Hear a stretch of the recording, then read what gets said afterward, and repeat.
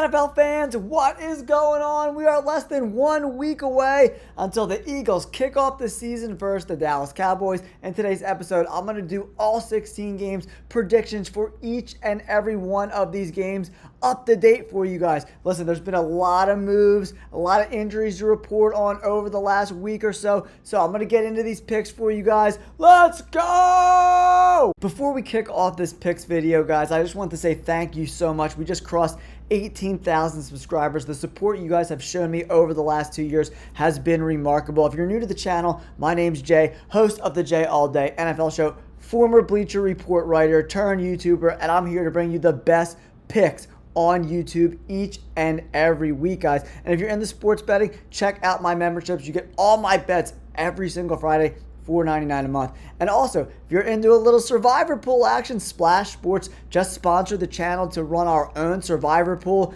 each week. Pick a winner, see if you can move on and beat me. All right, let's get into these picks. It's time to kick off these predictions, NFL fans. We crushed it last year. The last 9 weeks of the year, 110 wins, only 39 losses. We went 185 and 187 over the whole year. That's why you got to hit that like button and subscribe, guys. Cowboys, Eagles, Dallas Cowboys fans, I'm sorry that I'm not sorry. Micah Parsons gets shipped off to the Green Bay Packers. What on earth is Jerry Jones doing? But as a Birds fan, you got to love it. One of the best pass rushers in the first 4 years of an NFL career ever. Only the fifth guy in NFL history to have 12 and a half sacks each of the first 4 years. I think that's the stat. That's correct, right? Oh my goodness, man. Oh my goodness. They were already horrible at stopping the run, giving up 4.8 yards per carry, gave up 25 rushing touchdowns. I mean, Saquon Barkley and the Philadelphia Eagles are going to absolutely eat. The line has been bouncing between 6.5 and 7.5. It's up to 7.5 now that Micah Parsons is gone. I think the Philadelphia Eagles win this game and cover the spread, guys. Landon Dickerson and A.J. Brown are both practicing. The Eagles look 100% healthy and ready to go into this game. And the Dallas Cowboys, there's some question marks at the cornerback spot, question marks. Who's going to get after the passer? Who's going to stop the run? Tyler Guyton's dealing with some injuries on the offensive line. Zach Martin retired. There's just a lot of moving parts that make me think that the Philadelphia Eagles are not only going to win, but absolutely dominate this game in week 1. NFL fans, let's move on to the Friday night game. We have the Kansas City Chiefs taking on the Los Angeles Chargers in Brazil. This should be a really exciting game. The line is at 3 right now, favoring the Kansas City Chiefs. Some breaking news in this spot. Rashee Rice just got suspended for 6 freaking games, guys. I was originally on the Chargers, and then Rashawn Slater got hurt. And then I was on the Kansas City Chiefs because I didn't know if Rashee Rice was going to get suspended to maybe the middle of the year or later in the year or even next season. But he accepted that 6-game suspension. So where do we go from here? I think the Chargers had the better draft. They brought in Trey Harris. He's looked really, really good in camp so far. Omarion Hampton's going to be an absolute beast. I've been going back and forth on this game and looking over the roster. The Chiefs lost Joe Thuney. That offensive line is just not very good.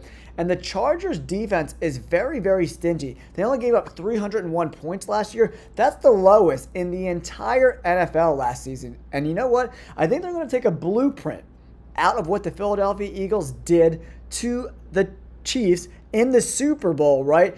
And I'm going to go with the Chargers again, man. Without Rashee Rice, that means they got Juju Smith-Schuster and Hollywood Brown, an aging Travis Kelce, a running back room that has a lot of questions, an offensive line, especially at the tackle spots that have a lot of questions. Guys, I'm going with the Chargers to get the upset victory here. They're +3 too, so I don't think that's a bad bet, but I'm going with the Chargers to get a big win in week 1 in Brazil. Next up, we got the New England Patriots at home taking on the Las Vegas Raiders. We have some breaking news, Patriots fans. Christian Gonzalez, star cornerback, the core member of this defense, didn't practice on Thursday. He's dealing with a significant hamstring injury. We'll have to see if he's going to suit up in week 1. He probably will, but those soft tissue injuries, especially for cornerbacks, not great. Not great. Especially because the Raiders have a ton of weapons, right? They brought in Ashton Genty in the draft. I love the anytime Genty touchdown at -110. But the Patriots still are going to have a top 10 defense at the end of the day, right? They bring in Milton Williams from the Philadelphia Eagles. He is an excellent kind of in the middle of this defense kind of guy, but we'll have to see.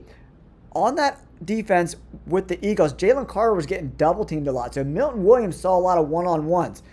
Is he going to be as, talented and as much of a factor in a defense where he's going to be the one getting double teamed? That's a huge question mark. But man, the draft for the Patriots bringing in Will Campbell, he's looked as advertised so far in camp. Trevion Henderson has looked unbelievable. He looks like maybe the steal of the draft there in the second round.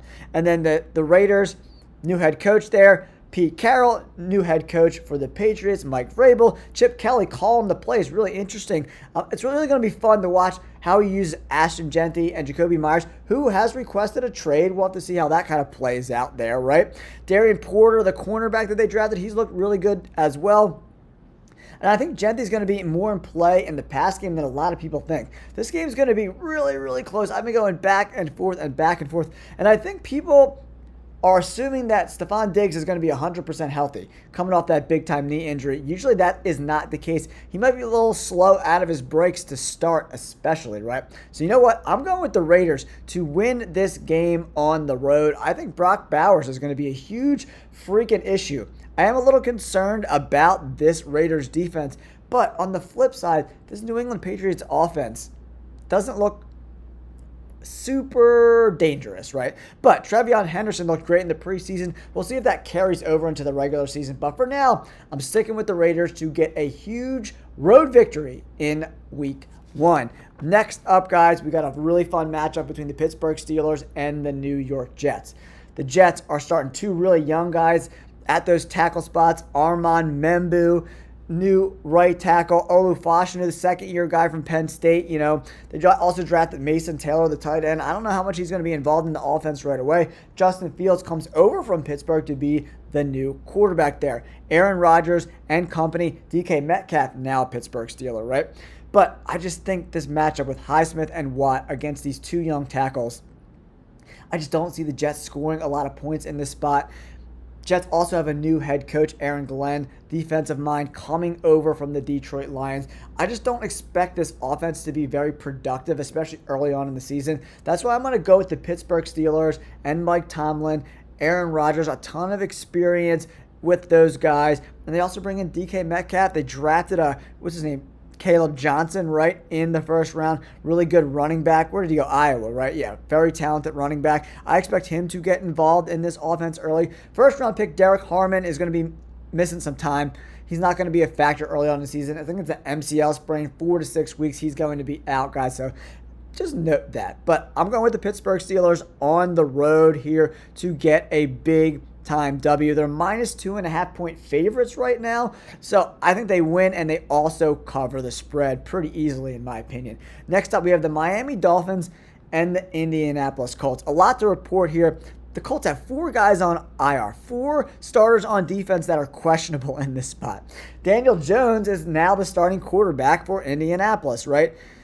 On the flip side, like pretty much everybody who's suited up in the secondary is on IR or something or injured for the Dolphins. This secondary might be the worst we've seen in a decade. Very, very, very bad.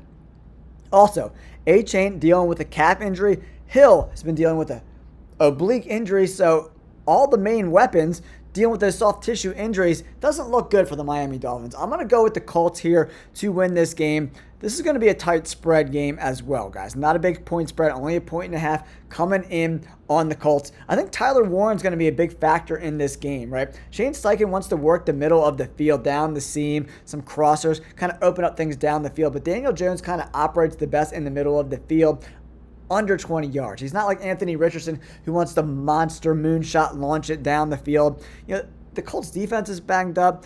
The Miami Dolphins offensive line's not very good. This is going to be a disaster to watch. This is going to be a college football-esque game where there's going to be a lot of mistakes. Who can make the least amount of mistakes? That's who's going to ultimately win this game. I'm going to go with the home team here in the Indianapolis Colts to get a big-time W in Week 1. I want them to establish the run with Jonathan Taylor behind a pretty damn good offensive line, right? And Daniel Jones when he's not asked to do too much, can actually make some plays with his legs and be okay in the middle of the field. Anthony Richardson completing less than 50% of his passes just wasn't good enough for Shane Steichen, who's kind of fighting for his job now. I like the Colts in week 1 to get a big-time victory. Next up on the slate, Arizona Cardinals traveling to New Orleans to take on the Saints. I think a lot of people, especially in Survivor, are going to be on Arizona. And if you want to get into my Survivor pool, check out the description down below. Check out that link. But listen, the Arizona Cardinals were pretty awful on the road last year. Only 2 wins, both of those wins coming by only 1 point. On the flip side, the Saints have a new head coach in Kellen Moore. Derek Carr retired. It looks like Spencer Rattler is going to get the start there, guys. The Cardinals, -6.5. That's a really, really big spread, especially because the Saints defense wasn't too bad last year, right? And with the Cardinals struggling consistently on the road last year, be careful in this game. I'm still going to go with Arizona, but I'm taking the New Orleans Saints and the +6.5.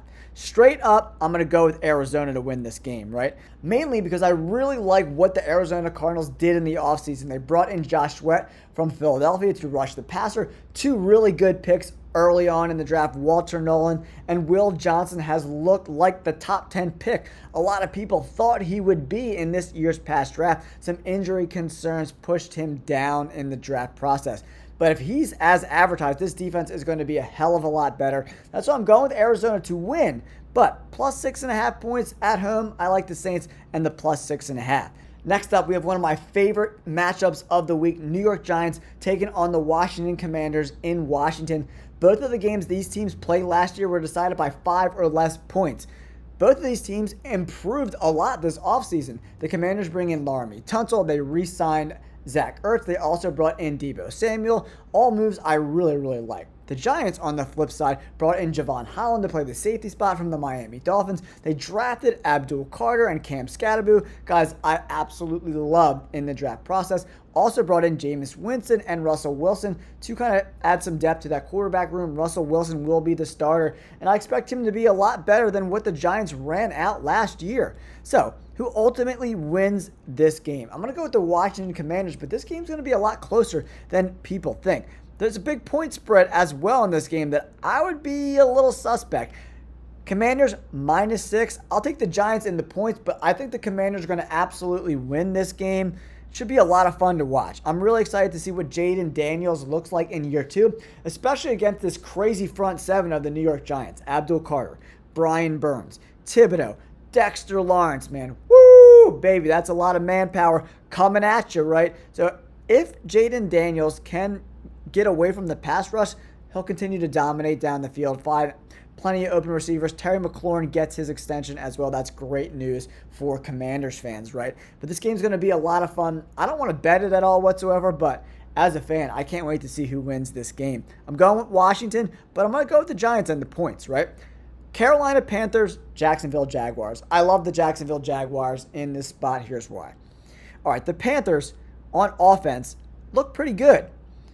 Solid offensive line. They had some veterans. Hunter Renfrow was in camp. Adam Thielen got traded to the Minnesota Vikings. So now they have a very young, inexperienced wide receiver room and one of the worst defenses in the NFL.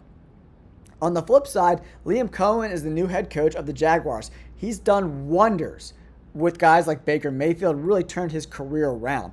I expect the same thing to happen with Trevor Lawrence, especially when you have Brian Thomas Jr. down the field. He can also run a lot of those intermediate routes and find separation there as well. And when you draft a guy like Travis Hunter, who could really, really dominate in those crossers and intermediate routes, it's going to open up things all over this offense, guys. I like the Jaguars to win and cover the point spread. I think the point spread's like, 3 points? Yeah, 3 points right now with the Jacksonville Jaguars. I love this spot for Jacksonville. I think it's a great money line bet too. I just don't know why they would want to trade that veteran leadership away from this locker room, right? A lot of young wide receivers. They drafted Tedero McMillan in the first round. They have Xavier Legette, who kind of underperformed his draft stock last year, right? So having Adam Thielen there for this year, it would just be a great move to have that veteran leadership. And now he goes on to Minnesota because Minnesota needed a number 2 wide receiver because Jordan Addison got suspended, right? I'm going to go with the Jaguars to win and cover in this spot. I really like what's going on there in Jacksonville. Next up, Cincinnati, Cleveland, right?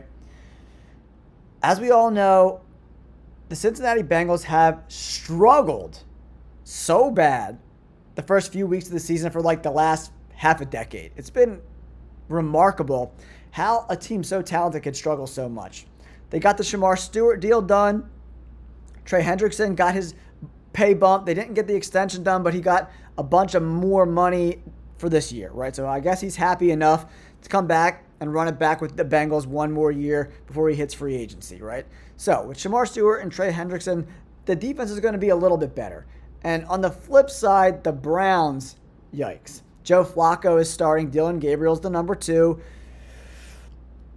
I just don't think this Browns offense is going to be able to muster enough offense and points to run with T. Higgins and Jamar Chase and Joe Burrow. I just can't see it happening. They played the starters early on in the preseason to kind of get that juju going a little bit so they don't come out looking sluggish. It's a coaching thing, man. The coaches got to be better, prepare better for these games. I'm going with the Bengals to win. I don't know if they cover the spread, though, guys. The spread is, 6 points right now, 5.5 and 6 points, depending on what sports book you're at. I don't know if I would bet this spread. I'd stay away from it, but I'm going to go with the Bengals to win this game on the road. They got to come out and win some games early if they want to make the playoffs, because they always get hot the second half of the year.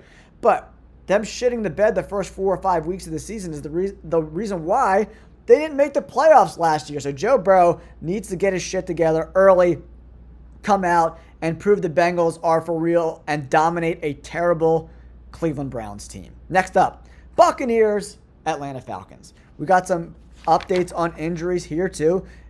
Tristan Wirfs and Godwin are not going to play the first few weeks of the year, guys. That's just the way it goes. It looks like both of them are looking towards a week 2 return to practice. So maybe by week 3 or 4, they'll be rearing and ready to go, right? So this Buccaneers team in the secondary and pass rush wise kind of struggled a little bit last year, especially at the safety spot. Tons of injuries. They drafted really, really well, though, bringing in guys like Ben Morrison. I really like him from Notre Dame. Really good player. The Falcons, Jalen Walker is dealing with some injuries, guys, some groin stuff. He should play, but he's missed a lot of valuable reps in camp dealing with that injury. They also brought in James Pierce Jr., who looks like an absolute beast, right? The Buccaneers, Emeka Egbuka looks really, really good. Jacob Parrish, the cornerback for the Buccaneers, has had a really good camp. He's looked really, really good as well. Another guy I'm excited about is Xavier Watts, the safety from Notre Dame with Atlanta. Really, really interesting guy. I thought he fell further in the draft than, the way his tape kind of looked, right? So this game, I've been going back and forth on this game. The Falcons are getting plus 2.5 points. But you know what? I'm going with the Falcons to win this game. I think Michael Penix is going to stretch the field.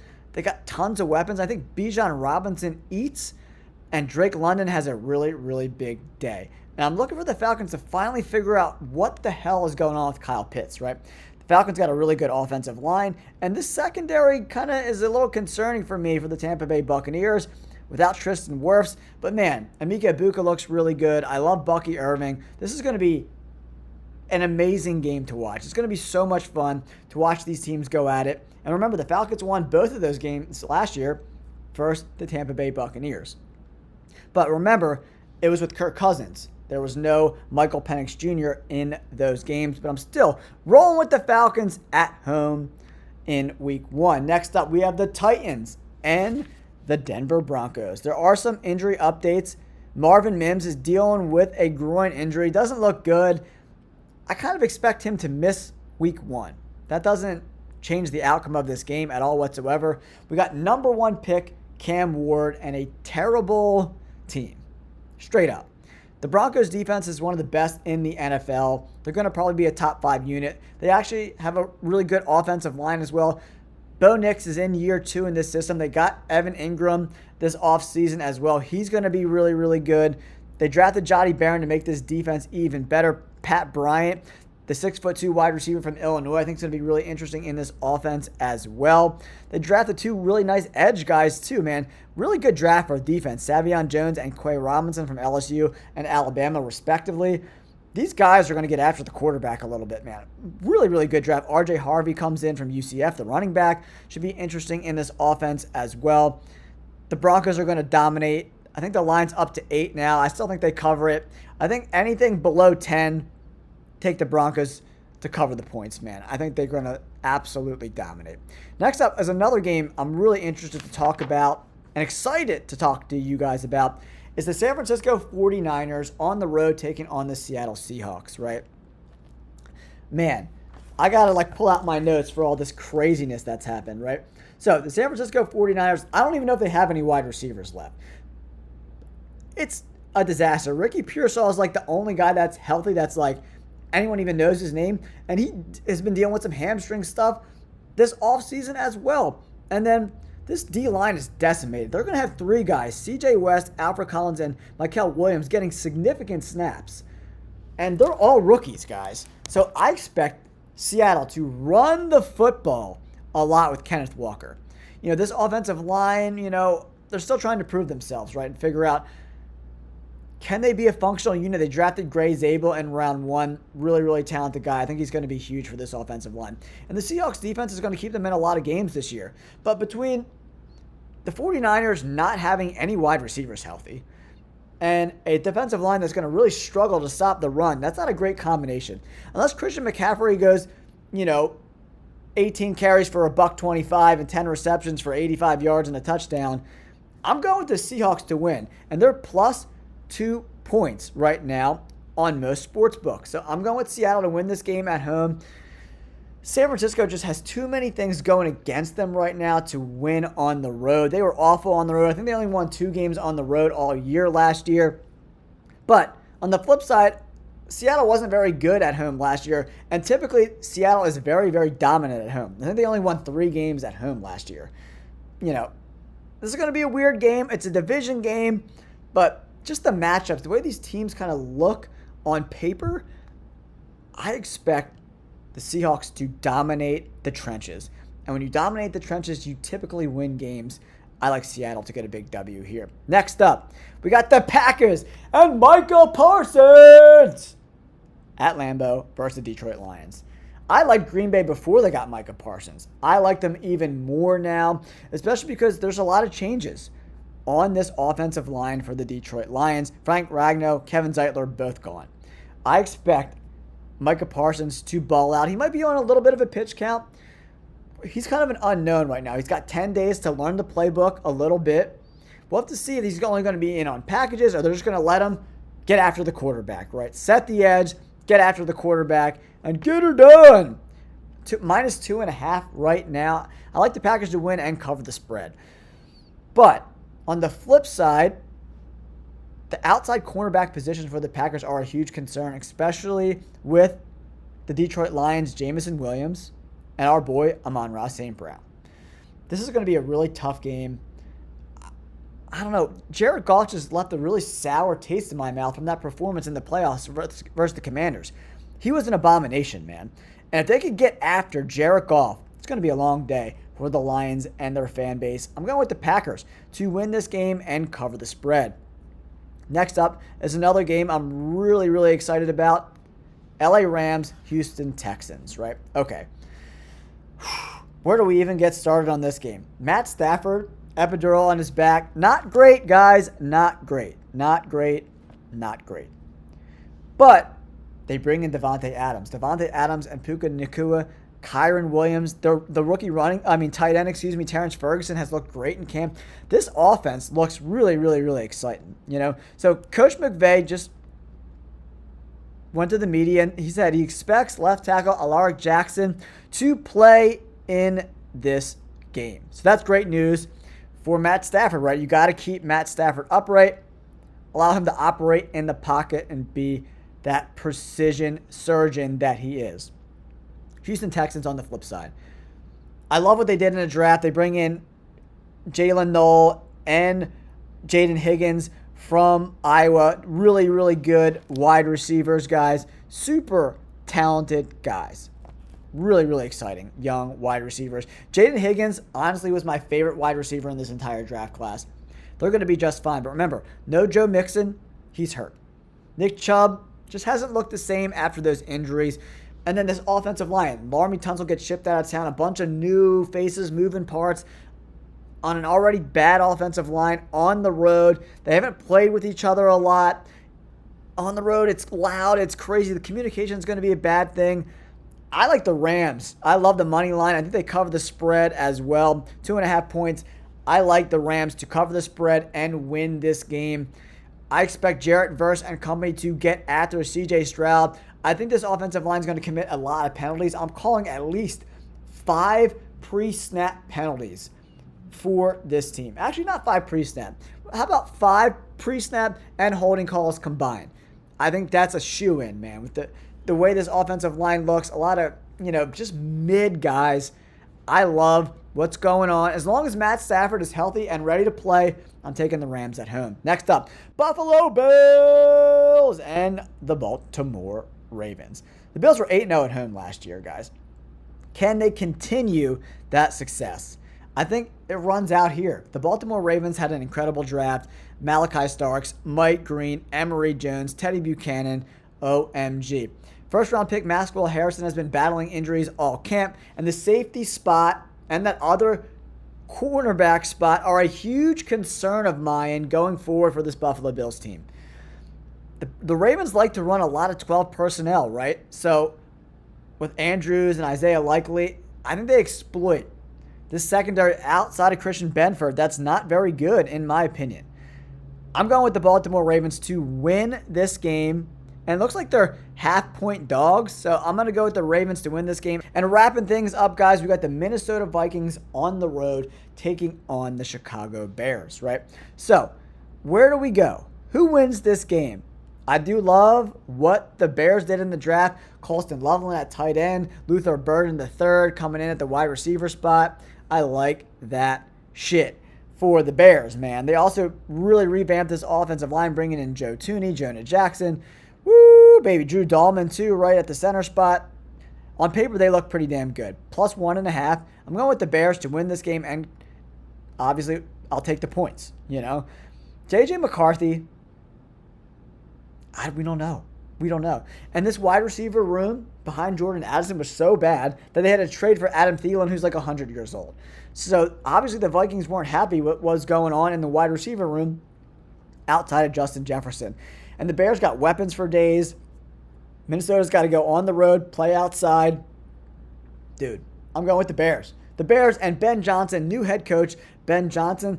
I think he's going to have like the first 25 plays scripted and really take it to the Vikings. Their defense actually looks pretty damn good. I'm really excited about that.